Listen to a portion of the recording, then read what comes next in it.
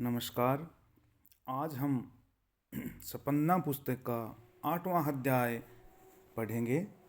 इस पाठ में राजस्थान के जो संत हैं, वीर हैं, धीर हैं, उनके बारे में हम चर्चा करेंगे। इनमें से एक हैं, मुख्य संत हैं कर्मयोगी स्वामी केशवानंद। उनके बारे में हम अध्ययन करेंगे। राजस्थानस्य रत्नगर्भे वसुंधरा धीराणां वीराणां लोकदेवतानां भक्तानां योगिनां तपस्विनां सतीनां संतानां च खनिरस्ति। राजस्थान की जो भूमि है वो ये रत्नों से युक्त है। इस पृथ्वी पर धीर, वीर, लोकदेवता, भक्त, योगी, तपस्वी, सती और संतों की इसको खान कहा गया है। ये सारे के सारे लोग हैं वो राजस्थान में ही पैदा हुए हैं, राजस्थान की भूमि को गौरवान्वित करते हैं। कानि तानि रत्नानि इति केनापि जिज्ञासते चेत तावती भूयसी तेषां संख्या यत सर्वेषां नाम ग्रहणमपि न शुक्रम। अब इसके बारे में बताया गया है कि वे कौन से रत्न, कानि तानि रत्नानि, वे कौन से रत्न हैं। ये जिज्ञासा इति केनापि जिज्ञासते, ये जिज्ञासा चेत तावती भूयसी तेषां संख्या यत सर्वेषां नाम ग्रहण भी न शुक्रम। अब इनकी बारे में जो कह रहे हैं, इनकी इतनी संख्या है, इनकी इतनी ज़्यादा संख्या है कि इनका नाम लेना भी सरल नहीं है। शुक्रम न शुक्रम, यानी इनका नाम लेना भी सरल नहीं है, शुक्र नहीं है। अस्यामेव भूमौ नीति चीरम जातस्य कस्य नररत्नस्य स्वामिन केशवानंदस्य प्रेरक जीवन वृत्तम संक्षेपणम प्रस्तुति। अस्यामेव भूमि, इस भूमि पर, इस पृथ्वी पर, इस राजस्थान की भूमि पर कुछ समय पूर्व, थोड़े से टाइम से पहले क्या बताया गया, कौन था? कुछ समय पूर्व उत्पन्न एक मनुष्य रूप में एक मनुष्य रतन स्वामी केशवानंद से प्रेरक जीवन वृत्त अत्र संक्षेपण प्रसूति है। और इनका जो जीवन वृत्त है इसका संक्षेप में इनका प्रस्तुत किया जा रहा है। इनका जीवन वृत्त है वो संक्षेप में यहाँ पर किया जा रहा है। कर्मयोगी स्वामी केशवानंद, इनके बारे में हम पढ़ेंगे। स्वामी केशवानंद से जन्म पौष मासे 1940 तमे विक्रम संवत्सरे ईस्वी संवत 1883 राजस्थान से सीकर जनपदे मंगलूणा ग्रामे अभवत। स्वामी केशवानंद का जन्म 1940, जो विक्रम संवत था 1940, और ईस्वी संवत 1883 में राजस्थान के सीकर जनपद में मंगलूणा ग्राम में इनका जन्म हुआ। अस्य पितुर नाम है ठाकुरसी ढाका, इनके पिता का नाम ठाकुरसी ढाका था। मातुश्च नाम है सारा इत्यासित, और इनकी माता का नाम है सारा था। मातुश्च आया है, यहाँ पर विसर्ग संधि का प्रयोग हुआ है। मातु, यहाँ पर जो स है, इससे ये आधा स है, जो हलंत स है, इस यहाँ पर क्या हो जाता है, विसर्ग लग जाता है, और इसका संधि विच्छेद क्या हो गया, मातु विसर्ग प्लस च हो गया यहाँ पर। तो इनकी माता का नाम सारा था। बाल्ये केशवानंद से नाम बिरमा इत्यासित, बाल्यकाल में इनका नाम बिरमा था, बिरमा। यदा एषः बालः सप्तवर्ष कल्पे आसीत् तदेव उष्ट्रम एकम आश्रित्य रतनगढ़ स्थले जीवनयापनम कुर्वन् पिता दिवंगत है। यदा, ये जब बाल 7 वर्ष के थे, सिर्फ 7 वर्ष के थे, तदेव, अब यहाँ पर तदेव भी आ गया, तदा प्लस एव, इसका संधि विच्छेद वृद्धि संधि का प्रयोग हुआ है। उष्ट्रम एकम आश्रित्य रतनगढ़ स्थले जीवनयापनम कुर्वन् से पिता दिवंगत। तदेव, जब ये 7 वर्ष की उम्र के थे, उष्ट्रम एक ऊंट पर आश्रित थे, रतनगढ़ स्थल जो चूरू तहसील में पड़ता है, वहाँ पर जीवन यापन करते हुए इनके पिता दिवंगत हो गए। इनका आश्रय स्थल, आश्रय के रूप में इनको जो अन्नदाता एक ऊंट था उसी पर आश्रित थे, और वहाँ पर ही रतनगढ़ में ही इनके पिता की मृत्यु हो गई, स्वर्गवासी हो गए। इसके बाद पितु प्राणायत प्रागेव विपन्ताया श्रेष्ठग्रहेषु गोधूमादि पेषणम पत्रमांजनम इत्येव आदि भी कार्ये यथा कंचित कालयापनम कुर्वती। अस्य बालस्य वरा की माता इदानम वेधव्ये कारणात् इतो अपि विपदाभिभूता अभवत्। उच्चते ही छिद्रान्वेषो अर्था बहुली भवंती।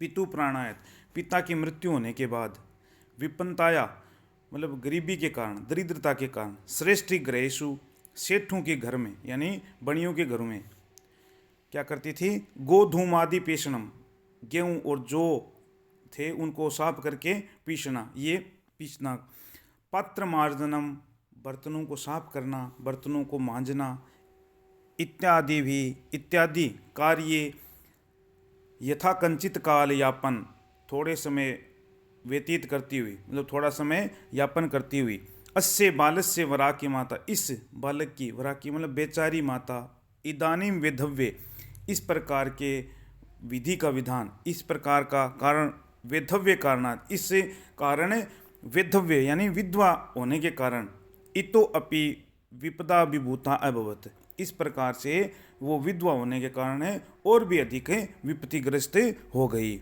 मतलब और ज़्यादा भी विपत्ति में पड़ गई। उच्चते ही, और कहा भी गया है, मतलब इसके बारे में और भी कहा भी गया है, क्या कहा गया है, छिद्रेन वर्था बहुली भवंती, परेशानियाँ होती हैं ना तो समस्याएं और ज़्यादा बढ़ जाती हैं, परेशानी होने के कारण और भी ज़्यादा परेशानी में पड़ जाती है। इदानीं मातु सयोगाय विरमा बालकेन गोचारण कार्यारंभ है। इदानीम, इस समय मतलब परेशानी तो हो गई, इस समय बिरमा ने क्या किया, सयोगाय विरमा बालकेन गोचारणम कार्य, उन्होंने गायों को चराने का काम है प्रारंभ किया। बिरमा था वो गायों को चराने का काम है शुरू उन्होंने कर दिया था, अपनी माता का सेवक करने के लिए वो गाय चराने का काम है शुरू कर दिया उसने। तदानीन तन दीनहीन ग्रामीण कृषक वर्ग श्रमिक वर्गश्च समन्तानां राज्ञा नवाब संज्ञानां व वैदेशिकानां च शासकानां त्रिविधे दास्ता पंजरे आबद्ध है।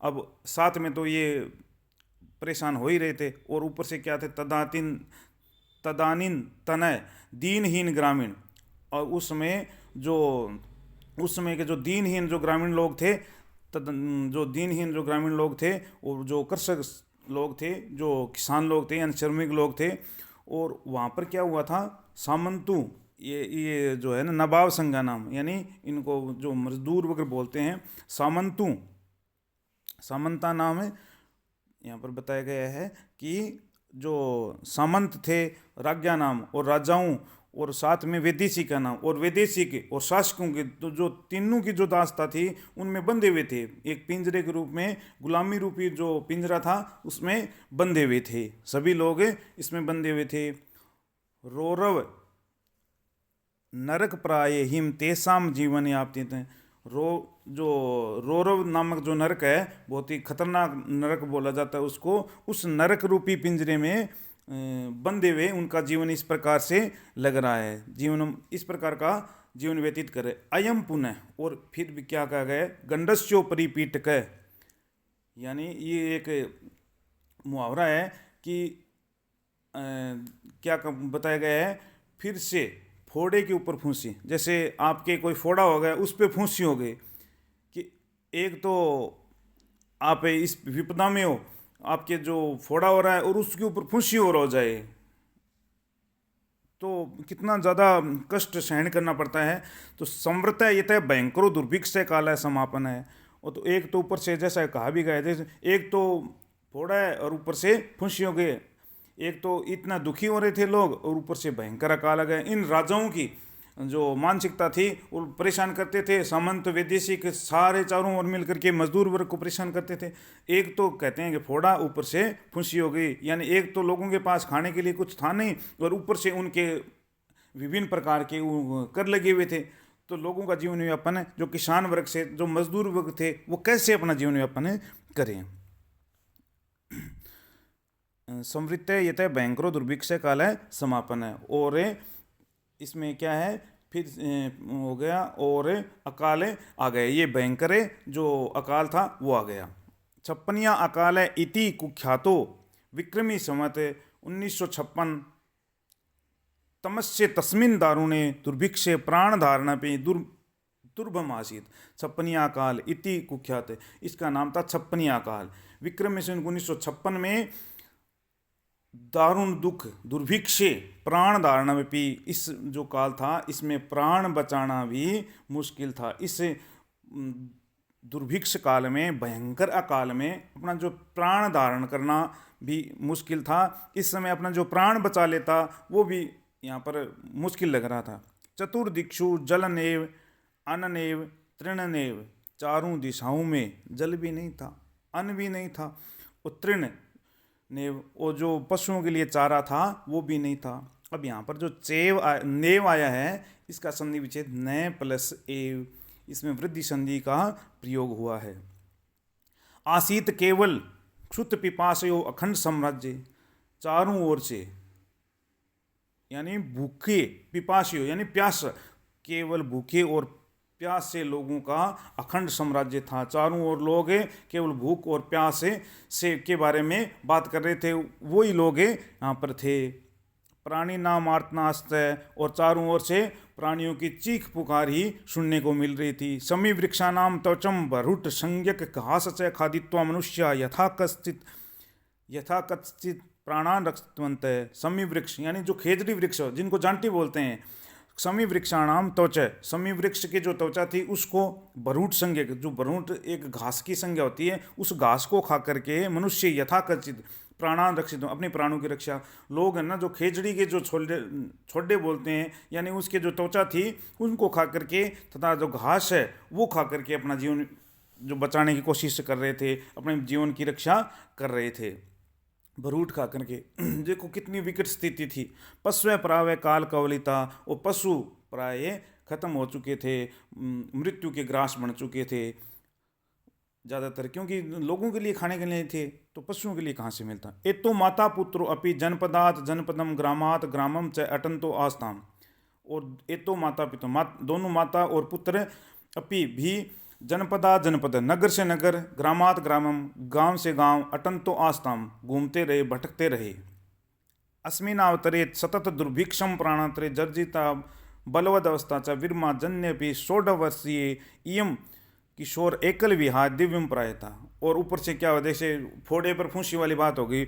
एक तो अस्मिनावतरे दुर्भिक्ष, एक तो इस प्रकार का अकाल था, निरंतर अकाल चल रहा था, पीड़ाओं से क्षीण हो रहा था। जर्जरिता बाल अवस्था, और उसकी माता है ना वो अस्वस्थ हो गई बिरमा जन्य पे 16 वर्षीय, और उनकी माता ने लगभग 16 वर्ष की उम्र में ही इस युवक को एकलम विहाय, एक अकेला छोड़कर दिव्यम प्रायता, और स्वर्गलोक को चलेगी। इसकी माता ने इस छोटे से बच्चे को छोड़ करके 16 वर्ष की आयु में ही इसको छोड़ करके दिवंगत हो गए। विहाय, विहा, और यहाँ पर लेप प्रत्यय का प्रयोग हुआ है, यहाँ पर लेप प्रत्यय का प्रयोग किया गया है। तदंतरम एकलो अपि असार संसार दुख दावानल द्वितीय क्षूत पिपासार्दित बिरमा उत्तरश्याम दिशे अज्ञाते पथि आहिंडमान पंजाबे फिरोजपुरम प्राप्त है। तदंतर इसके बाद एकल अकेला होते हुए भी असार संसार का दुख दावानल मतलब दुख रूपी दावाग्नि जिसका साथी है, क्षूत पिपासित बिरमा उत्तरश्या, अब भूखा और प्यास से पीड़ित होते हुए भी बिरमा उत्तरश्याम दिशि, उत्तर दिशा में अज्ञाते पथि, अज्ञात जिसको हम जानते नहीं, अज्ञात रूपी रास्ते से अहिंडमान यानी हांडता हुआ यानी घूमता हुआ, मतलब अज्ञात रूपी जो रास्ता है उस पर भटकता हुआ पंजाब पे फिरोजपुरम प्राप्त है, पंजाब के फिरोजपुर में पहुंच गया। तत्र केनापि कृपालूनाम आर्य समाजस्य अनाथालये प्रवेशितो अयम बिरमा रोटिकाया अक्षर ज्ञानस्य युगपतः दर्शनम इदम प्रथमतया अकरोत। तत्र वहाँ पर केनापि किसी की कृपा से आर्य समाजस्य अनाथालय, आर्य समाज के अनाथालय में, जो आर्य समाज का जो अनाथालय है, प्रवेशितो अयम बिरमा रोटिकाया अक्षर ज्ञानस्य च युगपतः दर्शनम इदम प्रथमतया अकरोत। जो आर्य समाज को जो अनाथालय था उसमें वो प्रवेश उसने किया, उसने उसमें प्रवेश किया, मतलब कोई व्यक्ति था जिसकी कृपा से उसने उसे अनाथालय में प्रवेश किया। वहाँ पर उसने प्रवेश तो अयम रोटिकाया, और वहाँ पर उसने रोटी और अक्षर ज्ञान और रोटी के वहाँ पर उन्होंने एक साथ दोनों के दर्शन पहली बार किए।